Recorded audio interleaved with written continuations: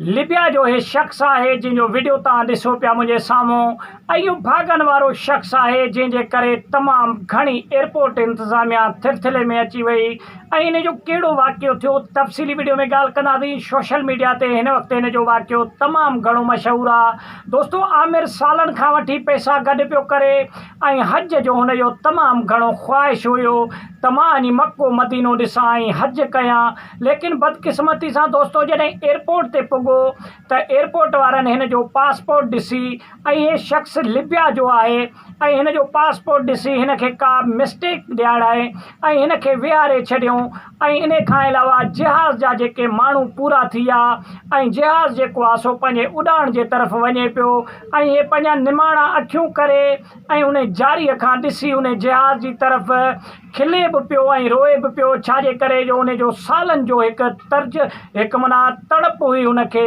तमाम मक्को मदीनो ॾिसी पंहिंजो हज अदा कयां, लेकिन भाग नसीब जी ॻाल्हि आहे अल्लाह के कुछ अञा ॿियो मंज़ूर हुयो। माण्हुनि उन्हनि सभिनीनि चयो उन खे त बाबा हींअर तूं घर वञ हलियो वरी आईंदे साल 2026 में वरी आज़मूदो कजां त पोइ मन तुंहिंजो भाग थिए। लेकिन लिबिया जो इहो शख्स आमिर खिले पियो पुर उमेद हुयो अल्लाह जे तरफ़।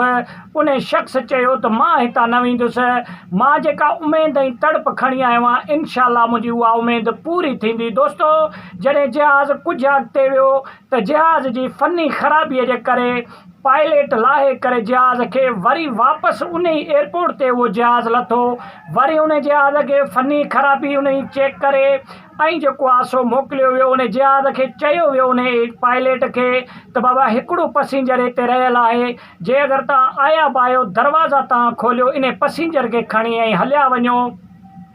लेकिन उन्हनि पायलटनि चयो त बाबा दरवाज़ा हींअर न खुलंदा, दरवाज़ा बंदि थी विया। क़िस्मत लक ॾिसो दोस्तों, खोड़ माण्हुनि वटि लखें अरबें रुपया पिया आहिनि, लेकिन मक्को मदीनो अल्लाह ताला उन्हनि खे नसीब नथो करे।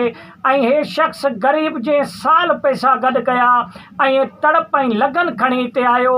उन जे बावजूद भी उन्हनि पायलटनि चयो त बाबा हिन दरवाज़ा न खुलंदा जहाज़ पंहिंजे उॾाण जे तरफ़ जॾहिं वियो वरी बि अध रस्ते में जॾहिं पुगो त ऐलान कयो पायलट त बाबा जहाज़ में फ़नी ख़राबी आहे असां वरी वापस पंहिंजे एयरपोर्ट ते वञी लैंड कंदासीं जहाज़ जी कुछ चेकअप थींदी। दोस्तों वरी वापस जॾहिं जहाज़ वञी उन एयरपोर्ट ते लथो त पोइ माण्हू भी समझी विया जेको आहे सो पायलट भी समझी वियो त बाबा हे फ़नी ख़राबी कान्हे का, हिन शख्स जो भाग हिन शख्स जो नसीब आहे जेको उम्रे ते वञण थो चाहे हज ते।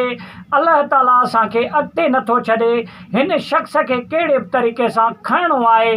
त पोइ उन्हनि जे जेको आहे सो पायलटनि एयरपोर्ट इंतज़ामिया उन आमिर शख्स के भाकुर पाए निरड़ ते चुमी ॾेई दरवाज़ा जहाज़ जा खोले उन शख्स के रवानो करे हज जी तरफ़ वठी विया। तो दोस्तों अहिड़ा भाग अहिड़ा नसीब अल्लाह ताला हर मुसलमान जा करे असांजी भी उमेद तड़प है त अल्लाह ताला असांखे भी हज उम्रो नसीब करे इन भलारे मुल्क जो।